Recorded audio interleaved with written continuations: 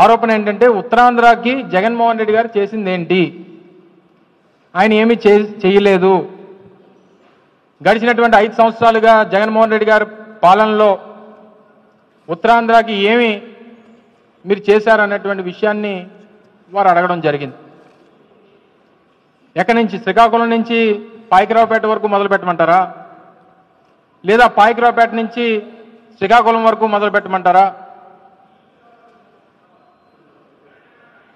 గతంలో 15 సంవత్సరాలు మీ తండ్రి గారు ఉమ్మడి రాష్ట్రానికి 10 సంవత్సరాలు, రాష్ట్ర విభజన జరిగిన తర్వాత 5 సంవత్సరాలు, 15 సంవత్సరాలు మొన్న వచ్చినటువంటి అధికారానికన్నా ముందు 3 పర్యాయాలు ఈ రాష్ట్రానికి ముఖ్యమంత్రిగా చేశారు.